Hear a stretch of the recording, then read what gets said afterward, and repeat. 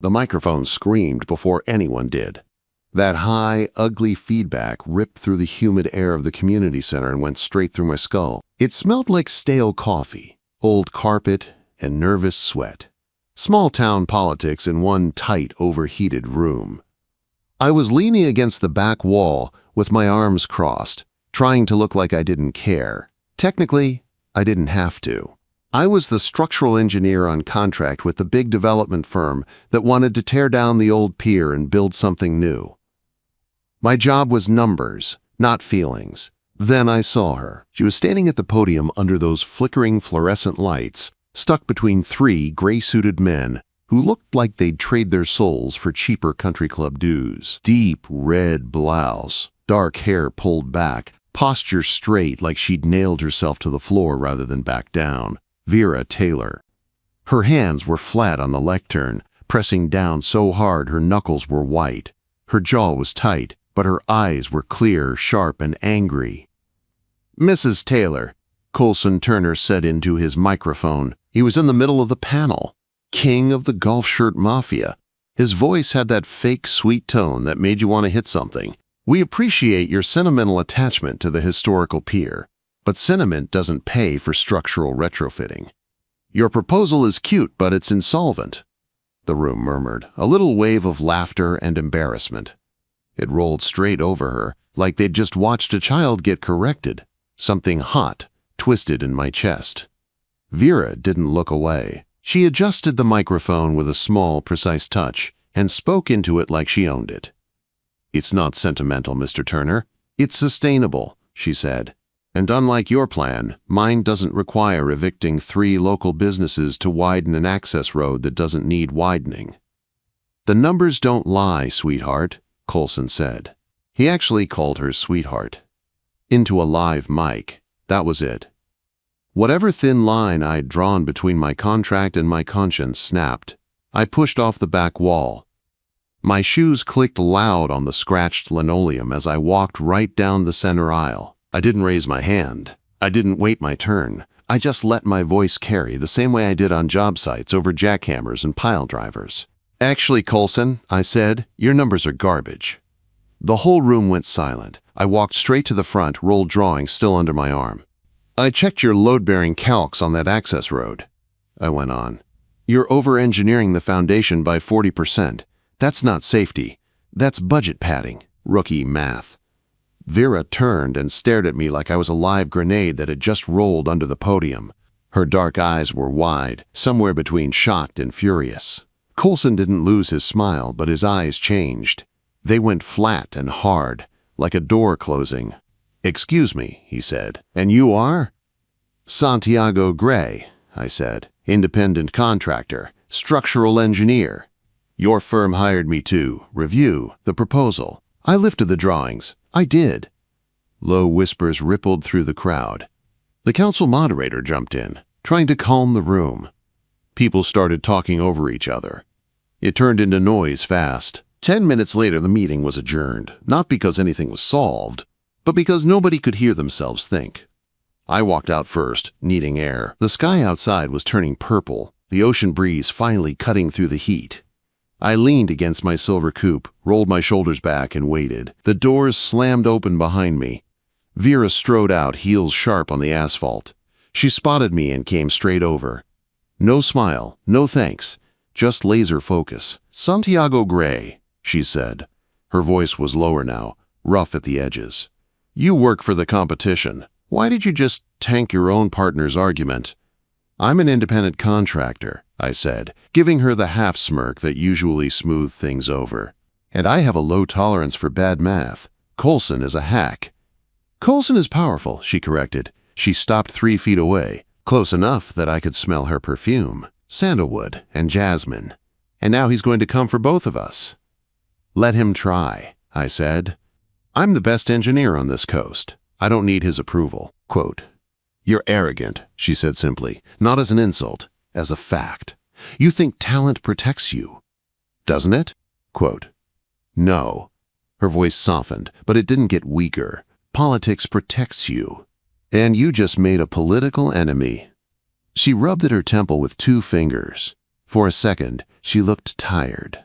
Human, not just the woman in the red blouse fighting a room full of suits. "Coulson has filed 3 complaints against my firm this week," she said. "He's trying to bury me in paperwork so I miss the bid deadline. He doesn't fight with math, Santiago. He fights with mud." A car door slammed behind us. Coulson walked out with 2 guys in matching polos. He moved like he owned the whole parking lot. He didn't raise his voice when he spoke. Men like him never needed to. "Vera," he called, smiling that shiny, empty smile, always passionate, always unwise. His eyes slid to me.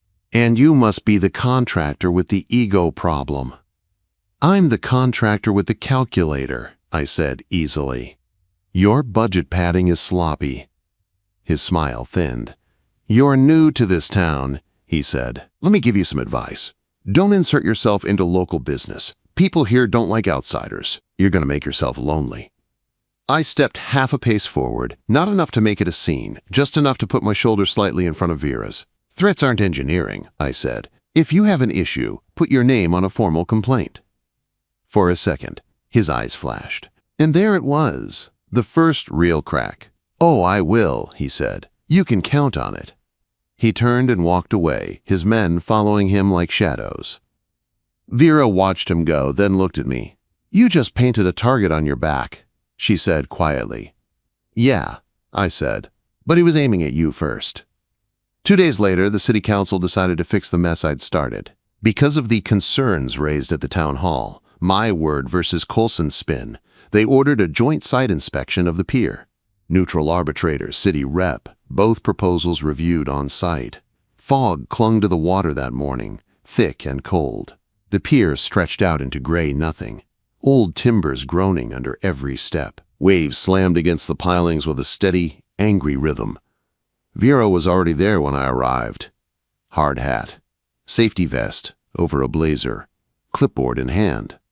Professional armor back in place. She didn't say good morning. She pointed at a dark beam under the deck, where the wood was swollen and dark. "It's historical ironwood," she told the arbitrator. "It can be reinforced. It doesn't need to be replaced." "It's rot," I said, stepping onto the boards. "And rot doesn't care about history." I kicked the beam. A chunk of wet wood broke off and fell straight into the water. "See?" I said. "Structural failure waiting to happen." She spun on me, eyes blazing. "You kick everything you don't understand, don't you?" she snapped. "You think because it's old, it's useless. I think because it's rotten, it's dangerous." I shot back, stepping closer. "I care about physics. Gravity doesn't care about your nostalgia." "It's not nostalgia," she hissed. "It's identity. This town is—" A sharp crack cut through the fog. The board under the arbitrator's foot split clean in half. His leg dropped through the gap up to his knee. His body lurched forward toward the empty air beyond the railing. I moved without thinking. I grabbed the back of his safety vest and yanked him upright in one hard pull, shoving him toward Vera and the more solid boards. The rotten plank sagged under my boot. I shifted my weight, spreading it, keeping the load balanced until I was sure it wouldn't give completely. "Back," I ordered, my voice turning hard. "Now."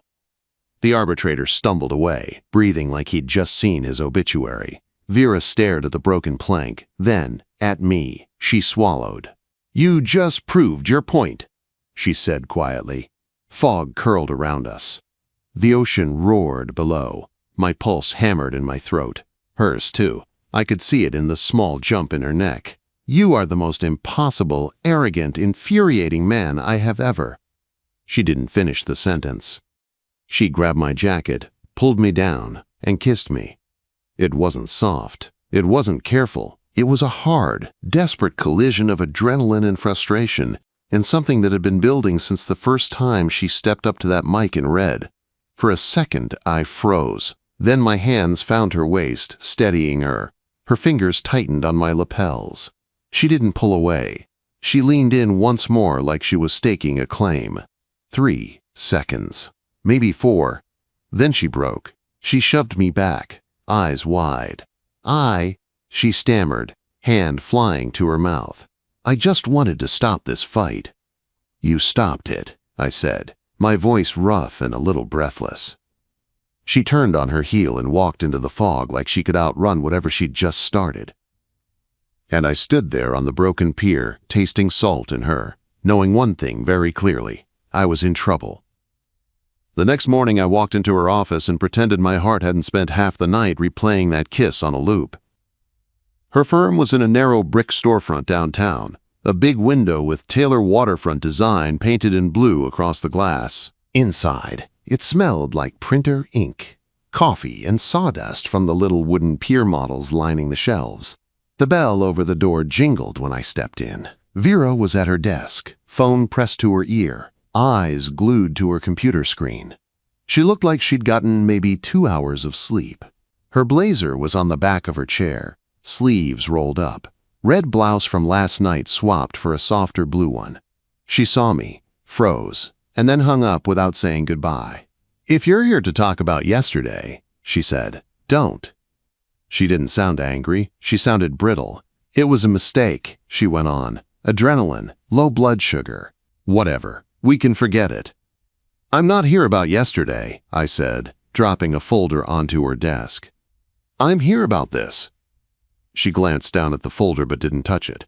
"What did you do?" she asked slowly. "Coulson flagged your firm," I said. "Financial concerns. The city just locked you out of the permit database." Her fingers moved then. She opened the folder. Inside were the screenshots my buddy in planning had sent me. Red warning bars. Her company name under risk review. A note about temporary restriction of access pending investigation. All because Coulson clicked a box. Vera read in silence. The color in her face drained out little by little. "If I can't file final documents, I can't submit my bid," she said. Her voice was flat. "If I miss the deadline, I lose. He wins by default." "Yeah," I said. She sat back and stared at the ceiling for a second, like she might actually scream. Then she laughed once, but it was a cracked sound. "I'm done," she whispered. "I can't fight City Hall and a conglomerate at the same time. I don't have the money to sue. I don't have the time to appeal." I pulled out the chair across from her and sat down. "You can't," I said, "but we can." She gave me a look, sharp and confused. "We," she repeated. "I quit this morning," I said. Her head snapped up. "You what?" "I quit," I said again. "Told them their project was boring and their coffee was worse. I'm no longer on Coulson's leash, which means I can sign onto yours." "That's insane," she said. "That's a multi-million-dollar commission." "I like this one more," I said with a shrug. "Your plan is harder, more interesting," and he pissed me off. She stared at me like I'd just told her I stepped in front of buses for fun. "Santiago, you can't just switch sides in the middle of a war," she said. "He'll call it unethical. They'll take us both to the board." "I didn't sign their non-compete," I said. "Page 10, clause 14. I struck it out the first day. I'm an independent consultant, not their pet. They can complain, but they can't touch me in court.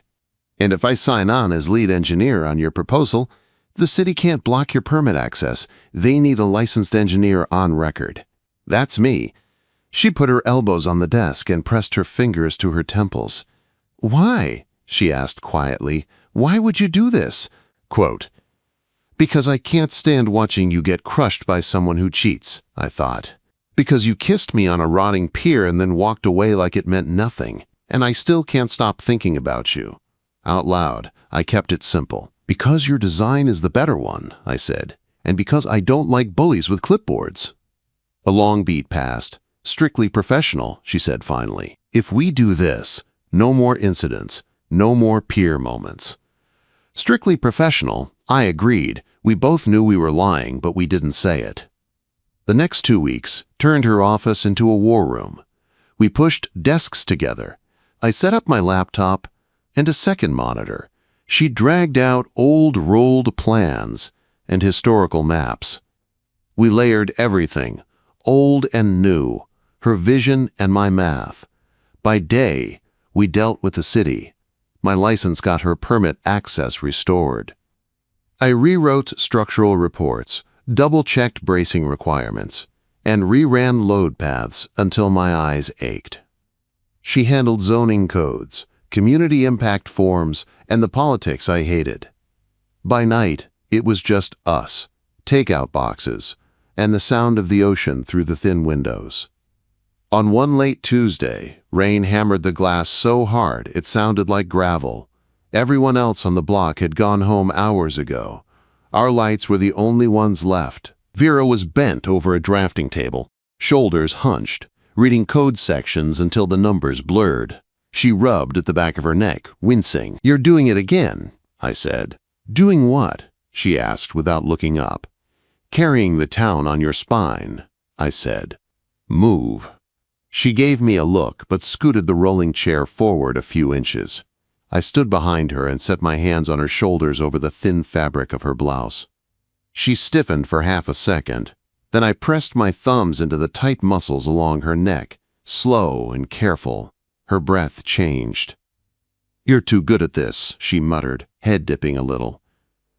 "I understand structural stress," I said. "People are just flexible buildings." "You're so arrogant," she said, but there was no heat in it. I let my hands stay there for a moment longer, then stepped away before I pushed the line we'd drawn. "Did you eat?" I asked. She blinked like she was coming back from far away. "I forgot," she admitted. "I ordered Thai," I said. "Pad see ew, no spice, extra lime. That's your thing, right?" Quote. She turned in the chair and looked at me, surprised. "You remembered," she said. "I pay attention to details," I said. "That's why I'm expensive." She smiled, a real, soft smile that hit me harder than any storm. 2 days later, we crawled under the pier. Most people only saw the top deck, the wide boards, the railings, the view. The underside was the real story. Dark beams slick with salt, bolts eaten by rust, cross-bracing that had done its job for 50 years and was tired of it. I clipped into a harness, dropped through a maintenance hatch, and turned on my headlamp. The air under there was cold and wet. Waves smacked the pilings, sending sprays up to my boots. "Do you have to do this yourself?" Vera called down. I could see her boots through the slats. "Yeah," I said. "If someone gets hurt down here, it's on me." I moved along the lower beams, testing joints with a pry bar, marking every corroded bracket with orange paint. I took photos of cracks, held a tape to measure sag, recorded everything. Halfway down, my light caught something wrong. Fresh tool marks on a newer bolt head, shiny metal where there should have been a film of rust, a washer that looked too clean. Someone had been here recently. My neck went tight. "Vera," I said into the radio, clipped to my vest, "where's the council arbitrator today?" "They canceled," she answered. "It's just us."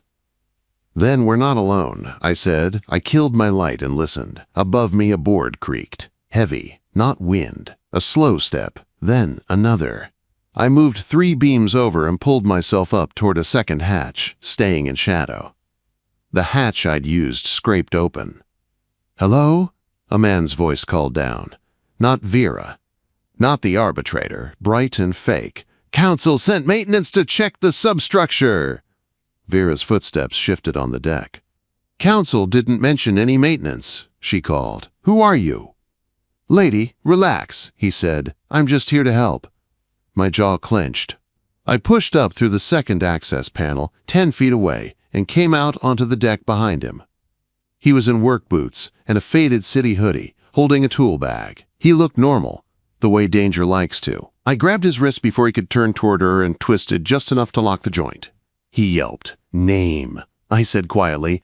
He tried to jerk free. I tightened my hold a little. Vera stood back, phone in hand, eyes wide but steady. "Eddie," he muttered. "Eddie Rusk." "Who sent you, Eddie?" I asked. Silence. I leaned closer. "You lie, I take you straight to Harbor Patrol. You tell the truth, you walk away." He swallowed, eyes flicking between me and Vera. "Turner," he finally muttered. "Coulson Turner." Vera's face went pale. Her hand tightened around her phone. "He sent someone to mess with the structure," she whispered, "to scare us or to make it fail." "Same result," I said. I shoved Eddie toward the stairs. Get off this pier, I said, and if I see you under it again, you're leaving in cuffs. He ran. Vera blew out a breath she'd been holding. Thank you, she said quietly. You don't stand in front of a moving truck alone, I said. She looked at me for a long moment, the wind tugging at her hair, the ocean roaring under our feet. Whatever we'd started with that kiss on the fogged pier, it wasn't over. Not by a long shot. The email came on a Friday afternoon while the rain beat against the office windows like someone insisting on being let in. We were both there, tired and wired. I was finishing the final stress diagrams on the transfer beams. Vera was double-checking a zoning clause with her brow creased in that way that meant she'd memorized 3 code books and still didn't trust any of them. Her computer pinged. She clicked without thinking. I watched the color drain from her face in real time. "What is it?" I asked. She didn't answer. Her eyes were locked on the screen. Her hand came up, fingers covering her mouth. I rolled my chair over beside her. Subject line: ethics inquiry, conflict of interest. The attachment was a photo, grainy, zoomed in, but clear enough. It was us. On the pier, her fists in my jacket, my hands on her waist. Fog all around us. No broken plank, no terrified arbitrator behind us. No context. Just a kiss that looked like a secret deal. Coulson's name sat in the from line. My jaw clenched. I could feel my pulse in my teeth. "He sent this to the ethics board," she whispered. "Copied the counsel and the press liaison." Her voice was steady, but the paper in her hand trembled. "He's saying I hired you because I'm sleeping with you," she went on. "Not because you're the best engineer in the room. He's saying my structural report is biased." I swallowed a curse. "It's not true," I said. "We have the plank failure report. We have the arbitrator as a witness. We have—" "It doesn't matter," she snapped, then flinched like she'd hit herself with her own words. She shut her eyes for a second and took a breath. "It doesn't matter, Santiago. Not to the board. They don't care about nuance. They care about optics. A photo like that can kill me." She stood up and paced once behind the desk. Her heels clicked fast on the old wood floor. "If they rule that I have an undisclosed personal relationship with my lead engineer," she said, "they could invalidate our bid, suspend my license. Call it unprofessional conduct." She stopped and looked at me. Not cold, not angry, just desperate. "You have to go," she said. "Excuse me?" "You need to resign from this project. Right now. Withdraw as lead engineer. If you're not on paper, there's no conflict for him to point at." I stared at her. "So your plan is to let him win by scaring you into pushing me out," I said. "You stand alone again. You think that makes you safer?" "It gives me a chance," she said. "If it's just me, he can't say I traded favors for reports. I can say you were a lapse." The word hit like a slap. "A lapse," I repeated quietly. She winced. "I am not ashamed of you," she said quickly. "I'm scared." "He's bigger than me, Santiago. He has money and friends and time to burn me down. You still have a career outside this town. I don't want you caught in the blast." I looked at the photo again, at my own face, half turned toward her. At the way she was holding my jacket like I was the last railing on the ship, I could walk. I could step back into my world of clean, safe corporate jobs and leave her to fight alone. The idea made something tight, twist in my chest so hard it was almost pain. "Fine," I said after a long moment. Her shoulders sagged, relief and hurt flickering across her face. "Thank you," she whispered. "But I'm not agreeing to his story," I added. "And I'm not letting you stand in front of this firing squad without a vest." I grabbed my jacket from the back of the chair. "I'll go," I said. "For tonight." Her eyes searched my face like she was trying to decode the part one wasn't saying. "Don't do anything stupid," she murmured. "Stupid's not my brand," I said. "Remember, I'm arrogant, not reckless." She almost smiled, but it died halfway. I left before either of us could say something we couldn't take back. My apartment that night felt wrong. It was clean and modern and high up, with glass walls and a view of the ocean. Usually that calmed me. Numbers, money, space. Proof I'd done well for myself. That night it felt like a glossy box with no air. I poured a drink, watched the ice melt, and never touched it. Instead, I opened my laptop. If Coulson wanted a war in front of an ethics board, I wasn't going to fight him with emotion. I was going to fight him with paper. I started with what I already knew. The timing of his complaint, the way it lined up with when we found Eddie under the pier, the fact that his own design overbuilt the access road by 40% for no good reason except to balloon the budget. I dug deeper.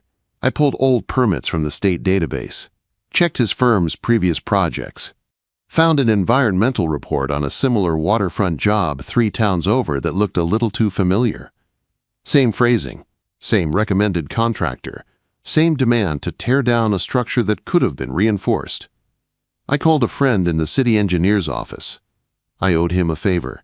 He sent me a suppressed report on our own project, a traffic study that had been buried when it showed his road design would destabilize the cliffside over time. I found the incident number from Harbor Patrol the night Eddie showed up under the pier, tied it to an invoice for emergency structural maintenance filed by one of Coulson's favorite contractors. Same date, same time.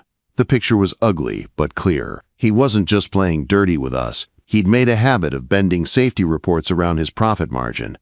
I printed everything. Screenshots, emails, reports, invoices. The plank failure incident I wrote up the day it happened, complete with the arbitrator's signature and the timestamp. By Sunday night, I had a binder thick enough to use as a weapon. On top of it, I placed one thin folder. Inside was a simple statement. Mine. Written, signed, and notarized at 2 in the morning at a 24-hour shipping store. It said, yes, Vera kissed me on that pier. No, she did not offer me anything for favorable numbers. No, I did not alter my reports for personal reasons. Yes, there was a real, dangerous structural failure that triggered the moment you can see in that photo. Truth, ugly and plain. Monday came fast.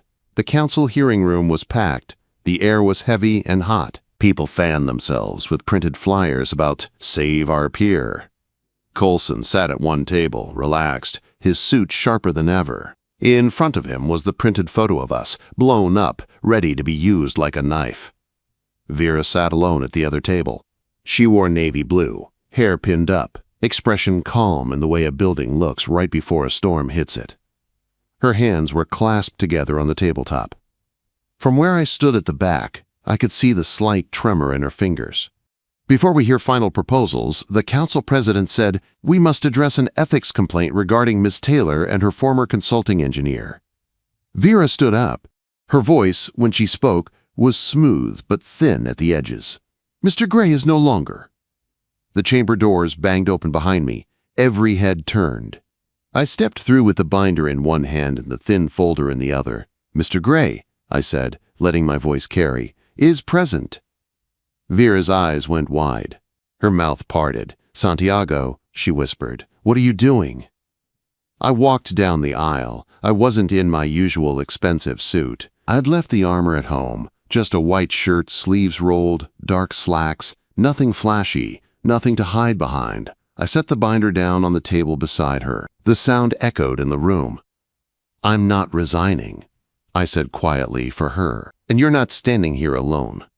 Then I turned to face the council and Coulson and the whole sweating town. Time to stop the fight the right way. I did not sit down. I faced the council with the photo of us sitting on Coulson's pile of papers like bait. The photo is real, I said. So let's start there. You could feel the air in the room pull tight. Miss Taylor kissed me on the pier 3 weeks ago. I went on. Right after a plank failed under the feet of your neutral arbitrator and I pulled him back before he went into the water. I lifted the thin folder. This is his written statement, I said. Signed, dated, notarized. It confirms the failure and the time it happened. Same timestamp as the photo you all received. A low murmur moved through the crowd. Someone in the back said, I remember that day. Quote, I looked straight at the council president. Miss Taylor did not offer me money, favors, or anything else for a better report, I said. She did what human beings sometimes do after they almost watch someone die. She grabbed me and kissed me because she was scared and mad and full of adrenaline. Then she walked away. I filed my report based on the numbers, not her mouth. A few people laughed under their breath. The tension cracked just a little. Coulson was on his feet now. "This is completely improper," he barked. "He has a personal relationship with the petitioner. This whole joint bid is tainted." I turned toward him. "What is improper?" I said, lifting the binder. "Is everything in here?" I opened it to the first tab and laid a page on the table so the council could see. "These are the dates and times of every ethics complaint filed against Ms. Taylor's firm in the last 6 months," I said. "All anonymous, all vague. Every single one filed on the exact day Mr. Turner's own firm missed a filing deadline or had a city review go sideways." I flipped to the next tab. "These," I went on, "are internal emails from Mr. Turner to his project manager, collected under the state's public records laws from his work on a similar waterfront project up the coast." I pointed to a highlighted line on the page. Quote, I read, "If we cannot beat Taylor's numbers, slow her down in permitting, flag whatever you can, make her look unstable." Quote. The room got very quiet. The council president took the page, scanned it, and passed it down the line. One of the other members swore under his breath. Coulson's face had gone a slow, angry red. "You have no right to those emails," he spat. "They are public record from a project where public funds were used," I replied. "Your firm chose to use city channels for private strategy. That was your mistake, not mine." I flipped to the next tab.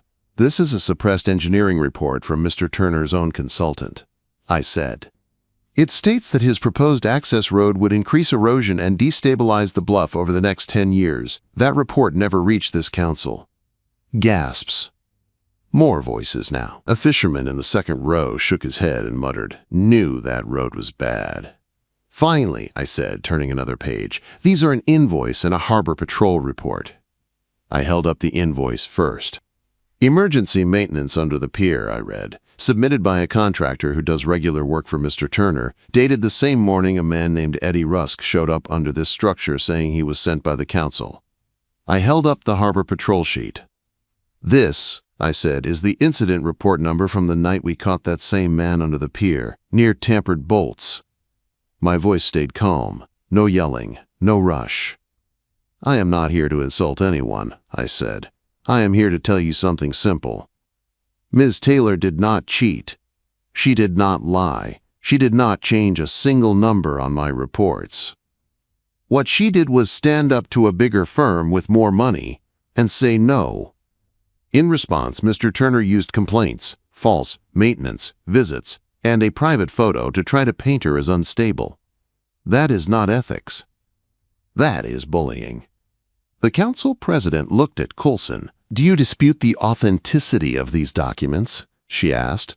He opened his mouth, shut it again, then forced a smile that did not reach his eyes. "This is taken out of context," he said. "Standard practice, competitive strategy. The photo, however, speaks for itself." "So do the reports about your road," I said. "And the invoice you never told the harbor patrol about." He glared at me like he wished the floor would swallow me.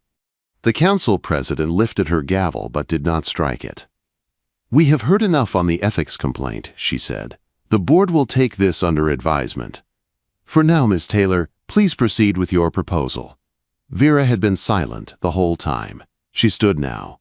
I stepped half a pace back and a little to the side, giving her what and who I had fought for: the floor. Her hands shook once when she reached for the clicker. Then she set her shoulders, looked at the crowd, and began. "This pier is not just wood," she said. "It is our jobs, our mornings, our stories. But it is also old, and age without care becomes danger." Quote. Her voice settled into its natural rhythm, confident, steady. "Mr. Gray and I designed a system that respects both," she said, showing the first slide. "New steel braces hidden inside the existing frames. Load paths rerouted, so storm waves spread their anger across the structure instead of punching through one weak point.